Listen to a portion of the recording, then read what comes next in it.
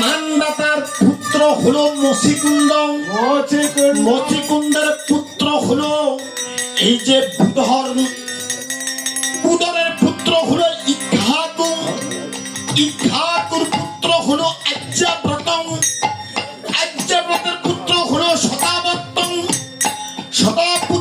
শতাবর্তের পুত্র হলো বুধর, বুধরের পুত্র হলো খান্ড, খান্ডের পুত্র দণ্ড, দণ্ডের পুত্র হলো হারিত, হারিতের পুত্র হরিবীজ, হরিবীজের পুত্র হলো হরিশ্চন্দ্র রাজা, হরিশ্চন্দ্রের পুত্র হলো রুহিদাস, সেই রুহিদাসের পুত্র হলো সগর রাজা, সগরের পুত্র হলো অসমঞ্জন, অসমঞ্জের পুত্র হলো অংশুমান, অংশুমানের পুত্র হলো এই যে অংশুমানের পুত্র হলো দিলীপ, দিলীপের পুত্র হলো ভগীরথ, ভগীরথের পুত্র হলো সুদাস, সুদাসের ভগীরথ, ভগীরথের পুত্র হলো দিলীপ, সেই দিলীপে পুত্র হলো ভগীরথ, ভগীরথের পুত্র হলো সুদাস, সুদাসের পুত্র হলো সৌদাস, সৌদাসের পুত্র হলো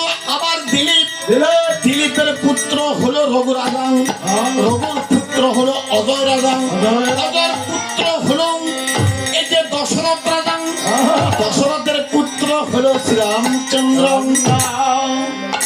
দেখেন শ্রীরামচন্দ্র কত পরে সূর্য বংশে গর্ভধারণ করেছে, কেন?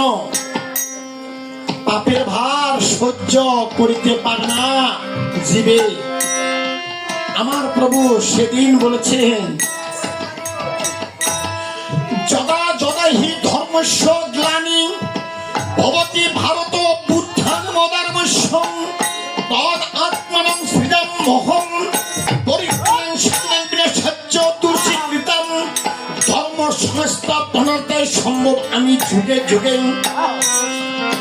যখন ধর্মের গ্লানি হয়, অধর্ম যখন বেড়ে যায়, তখন আমি এই যে আকার রূপে আমি ধর্ম ধারণ করি, আমি ধর্ম ধারণ করিয়া দুষ্টের দমন করি, আমি শিষ্টের পালন করি। এই যে প্রভু দেখেন এই যে 36টার পরে প্রভু জন্ম ধারণ করেছেন। আজকে